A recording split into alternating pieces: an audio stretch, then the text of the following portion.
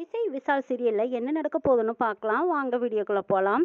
குடும்பத்தோட சுபத்ரா கோயிலுக்கு போயிருக்காங்க. வருஷமா என் பையன் இல்லைன்னு நினைச்சிட்டு இருந்தேன். இப்போ என் பையனை எனக்கு கொடுத்துருக்க கடவுளே, நான் இதுக்காகவே உனக்கு பரிகார பூஜையை நான் செய்யறேன்னு சொல்லி சுபத்ரா வேண்டிக்கிட்டு அவங்க வேண்டுதலை நிறைவேற்றுறதுக்காக வந்திருக்காங்க. நான் பெத்த பையனை இவ்வளவு நாளா நான் இல்லைன்னு நினைச்சிட்டு இருந்தேன். இப்போ இத்தனை வருஷத்துக்கு அப்புறம் என் பையனை கொண்டு வந்து சேர்த்திருக்க. என் பையனுக்கும் வருஷனுக்கும் நல்லபடியா கல்யாணத்தை நடத்தி முடிச்சு அவங்க ரெண்டு பேரும் சந்தோஷமா இருக்கணும்னு வேண்டிட்டு இருக்காங்க சுபத்ரா. பூஜையில வச்ச ஆணி செருப்பை சுபத்ராவுக்கு முன்னாடி வைக்கிறாங்க. இந்தாங்கம்மா, இதை தொட்டுட்டு நீங்க பரிகாரத்தை சுத்தி வாங்கன்னு கொடுக்குறாங்க பூசாரியா. அதை பார்த்ததும் அங்கிருந்து எல்லாருமே அதிர்ச்சி அடைகிறாங்க. ஐயோ அம்மா, என்னது இந்த ஆணி செருப்புலையே நீங்கள் நடந்து வர போகிறீங்கன்னு விஷால் கேட்குறாங்க. ஆமாப்பா, இது பரிகார பூஜை. இதுக்காக நான் எதுக்காகவும் வருத்தப்படல. இதில் நான் சந்தோஷமாக தான் இந்த பரிகார பூஜையை செய்ய போகிறேங்கிறாங்க. பாஸ்கர் கையில் மாலையை கொடுத்து சுபத்ரா கழுத்தில் போட சொல்கிறாங்க. அதே மாதிரி போடுறாங்க. பரிகார பூஜையை தொடங்குறாங்க.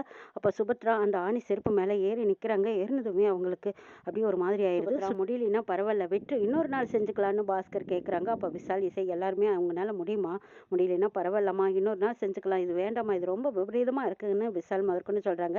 அப்படியெல்லாம் இல்லைப்பா, என்னால் முடிஞ்ச வரைக்கும் நான் இந்த பரிகார பூஜையை செஞ்சிடுவேன். இவ்வளவு நாளைக்கு அப்புறமா எனக்கு அசோக் என் கண்ணில் காட்டிக்கிற இந்த சாமிக்காக நான் இந்த பரிகார பூஜையை செய்யாமல் விட்டுருவேன்னா நான் கண்டிப்பாக செய்கிறேன் அப்படின்னு சொல்லிட்டு சுபத்ரா முடிஞ்ச வரைக்கும் முயற்சியை எடுக்கிறாங்க. ஆனால் அவங்களால முடியலையேன்னு விழுந்துடுறாங்க. அப்போ பாஸ்கர் போய் தூக்கி விடுறாங்க. இங்கே பாரு சுபத்ரா, இப்போ முடியலைன்னா பரவாயில்ல, இன்னொரு நாள் செஞ்சுக்கலாம், விட்டுருங்கிறாங்க. இல்லைங்க, இதை நான் விடக்கூடாது, இப்படி விட்டா பாதியில் செய்யறது அது தெய்வ குற்றமாயிடுன்னு சொல்கிறாங்க. பூசரியர் வந்து இதை பாருங்கம்மா, உங்களால் முடியலைன்னா மருமக யாராவது ஒருத்தர் இந்த பரிகார பூஜையை செய்யலான்னு சொல்கிறாங்க. அப்போ சுபத்ரா ஸ்ரீஜாவை பார்க்குறாங்க.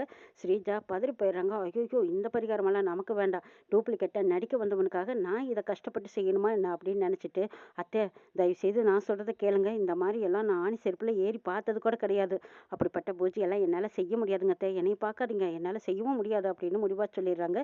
ஸ்ரீஜா சொன்னதும் சுபத்ராவும் சரி, இது இன்னொரு நாள் பார்த்துக்கலாம் அப்படின்ட்டு அவங்களும் அந்த முயற்சியை கைவிட்டுறாங்க. ஆனால் இசை இதை விடக்கூடாது, தெய்வ குற்றமாயிடும், நம்ம அத்தை வேண்டுதலை நம்ம நிறைவேற்றலாம் அப்படின்னு நினச்சிட்டு இருக்காங்க.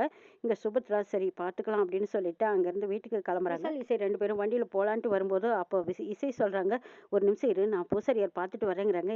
என்னாச்சு உனக்கு, திரும்ப போகிற, வா போகலாம் அப்படின்னு கூப்பிடும்போது இரு விஷால் வந்துடுற அப்படின்னு சொல்லி பூசாரியார்கிட்ட போய் இசை கேட்குறாங்க.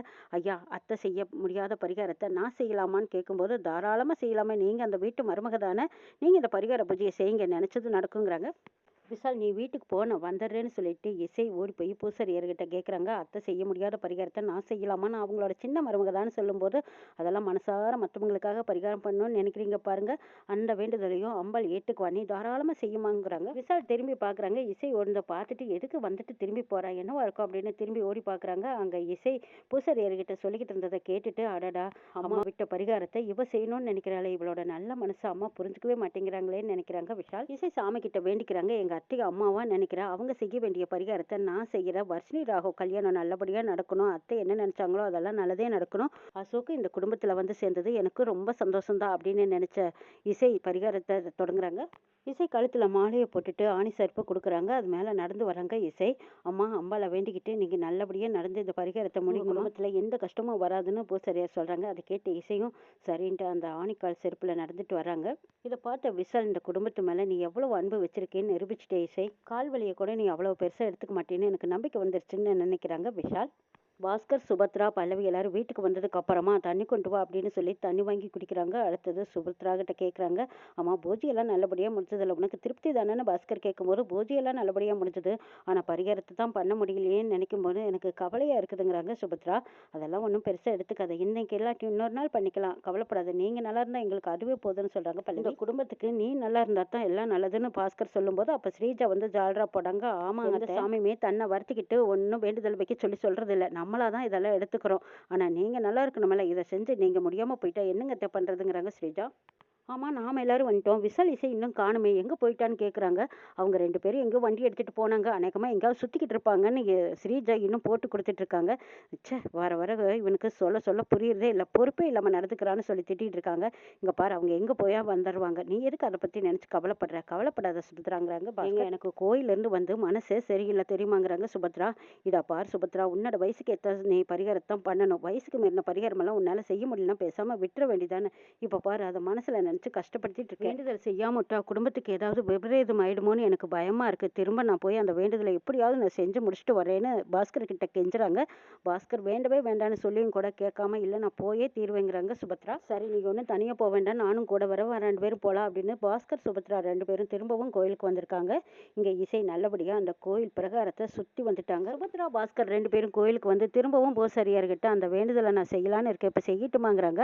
அட நீங்க வேண்டி வச்சிருந்த அந்த வேண்டுதல் தானே உங்க மருமக இப்ப முடிக்க போறாங்க பாருங்கங்கிறாங்க. எது ஏன் மருமகளா? என் மருமகளா இந்த பரிகாரத்தை செஞ்சுட்டு இருக்காங்கிறாங்க. அட ஆமாங்கம்மா, பிரகாரத்தையே சுத்தி வந்துட்டாங்க பாருங்கங்கிறாங்க. திரும்பி பார்க்கும்போது இசை தான் அப்படியே தட்டு தடுமாறி தள்ளாடி அந்த பரிகார பூஜையை சிறப்பா பண்ணி முடிச்சிட்டு வராங்க. இங்க போனதுக்கு அப்புறமா உங்க மருமகளும் திரும்பி வந்து எங்க அத்தைக்காக நான் பண்ணட்டுமான்னு கேட்டாங்க. தாராளமா பண்ணலாம்னு நானும் சொன்னேன். அவங்களும் அந்த பரிகாரத்தை பண்ணிக்கிட்டு இருக்காங்க பாருங்கன்னு உயர்வா சொல்லிக்கிட்டு இருக்காங்க. இதை கேட்ட சுபத்ராவும் பாஸ்கரும் அதிர்ச்சி அடைகிறாங்க. அது மட்டும் இல்லாம அவ்வளவு சந்தோஷத்துல கேட்டுட்டு இருக்காங்க. என்னங்க இது, ஒருவேளை ஸ்ரீஜாவா இருக்குமா நம்ம கிட்ட அப்படியெல்லாம் சொல்லிட்டு அவ தான் வந்து இந்த பரிகாரத்தை செஞ்சுட்டு இருப்போல என்னவோ, பார்க்கலாம் வாங்க அப்படின்னு சுபத்ராவும் பாஸ்கரும் அந்த பக்கம் போறாங்க. இதை பாருங்கம்மா, நான் சொல்றேன்னு தப்பா எடுத்துக்காதீங்க. இந்த காலத்துல இப்படி ஒரு மருமக கிடைக்க நீங்க கொடுத்து வச்சிருக்கணும்னு சொல்லி அனுப்புறாரு பூசாரியார். அப்ப நான் என் மருமகளை போய் பாக்குறேங்க சாமி அப்படின்னு சொல்லிட்டு அவசரமா ஓடி பாக்குறாங்க. முதல்ல பாஸ்கர் பார்த்ததும் சுபத்ராவை கூப்பிட்டு, அங்க பாத்தியா, நீ நிறைவேற்ற வேண்டிய வேண்டுதலை நம்ம இசையை நிறைவேற்றிட்டு இருக்கா. பாஸ்கர் சுபத்ரா 2 பேரும் கண்ணிமைக்காம பார்த்துக்கிட்டே இருக்காங்க. இசை தான் இந்த பரிகாரத்தை நல்லபடியா செஞ்சு முடிச்சிருக்கான்னு பார்த்துட்டு இருக்கும்போது இங்க இசை பிரகாரத்தை சுத்தி சாமிக்கு முன்னாடி வந்து நிக்கிறாங்க. பூசாரியார் ஓடி வந்து, இதை பாருமா, நீ என்ன நினைச்சு இந்த பரிகாரத்தை செஞ்சேன்னு தெரியல, ஆனா அந்த அம்மாள் உன்னோட வேண்டுதலை கண்டிப்பா நிறைவேற்றி வைப்பாங்கங்கிறாங்க. பரிகாரம் முடிஞ்சதும் ஆணி செருப்பு விட்டு கீழே இறங்கி நிக்கிறாங்க. அப்போ அவங்களே தள்ளாடி மயங்க விழ போற நேரத்துல விஷால் ஓடி வந்ததும் தாங்கி பிடிச்சுக்கிறாங்க. விஷால் பார்த்த அதிர்ச்சியில இசை கேட்கறாங்க, விஷால் நீ எப்போ வந்தேன்னு கேட்கறாங்க. நீ எங்க பைக்ல உட்காராம திரும்பி வந்த பாரு, அப்பவே நான் வந்துட்டேன். எங்க நான் சொல்றேன் என்னன்னு தப்பா எடுத்துக்காத. எங்க அம்மா தான் பழைய ஆள், பரிகாரம் அது இதுன்னு ஏதோ சொல்லி வேண்டுதல் வைக்கிறாங்க.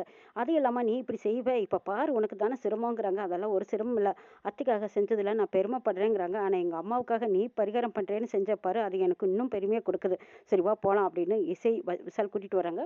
பாஸ்கர் சுபத்ராட்ட சொல்றாங்க, பாத்தியா, எந்த ஜாதகத்தால உன் பையன் குடும்ப பிரச்சனை வரும்னு நீ நினைச்சியோ அதே பொண்ணுதான் இன்னைக்கு உனக்காக பரிகாரம் பண்ணியிருக்கா. விஷாலும் இசையும் பாத்தியா எவ்வளவு ஒரு ஒற்றுமையா நம்ம சின்ன வயசுல இருந்த மாதிரி போறாங்க. இப்போவாது புரிஞ்சுக்கோ, ஜாதகம் மனுஷனுக்காக செஞ்சு வச்ச ஏற்பாடு தான். அதெல்லாம் நல்ல விஷயத்துக்கு தான் பண்ணியிருக்காங்க. மனுஷங்களோட நல்லது கெட்டது குணம் நலன் எல்லாமே வந்து அது ஜாதகத்துல தீர்மானிக்காது சுபத்ரா. ஜாதகத்தை வச்செல்லாம் ஒருத்தர் குணத்தை சொல்றதுக்கு இங்க யாருமே கடவுள் கிடையாது. இப்ப இசையை பாத்தியா, ஜாதகம் தப்பானதுன்னு நீ நினைச்சு ஒதுக்குன, ஆனா அவன் இன்னும் ஒதுக்காம எப்படி உனக்காக பரிகாரம் பண்ணி இந்த குடும்ப ஒற்றுமையா நல்லா இருக்கணும், நீ நினைச்சதெல்லாம் வேண்டுதல் நடக்கணும்னு நினைக்கிறா.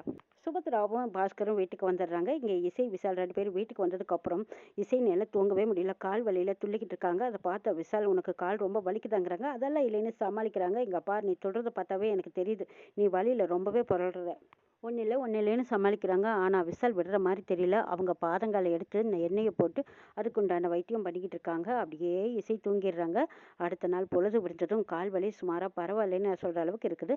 அப்போ விஷால், கால் வலி எப்படி இருக்கு இசைன்னு கேட்குறாங்க. ஆமாம், எனக்கு வலி இருந்ததே தெரியலையே அப்படின்னு சொல்லிட்டு அங்கே ஹாலுக்கு போகிறாங்க. அங்கே சுபத்ரா பாஸ்கர் 2 பேருமே இசையை வரவேற்கிறாங்க. என்ன இசை, பரிகாரத்தை நீ நல்லபடியாக செஞ்சு முடிச்சிட்டே, உனக்கு ஒன்றும் பிரச்சனை இல்லையா அப்படின்னு பாஸ்கர் கேட்கும்போது இசை, என்னது அத்தை மாமா உங்களுக்கு எப்படி தெரியும்னு கேட்குறாங்க. எல்லாம் நாங்களும் கண்ணார பார்த்தோமா, இந்த குடும்பத்துக்காக நீ எவ்வளவு நல்லது செய்கிற அப்படின்னு பாராட்டுறாங்க பாஸ்கர். நீ என்னெல்லாம் நடக்க போகுதுங்கிறதையும் நாளைக்கு பார்க்கலாம்.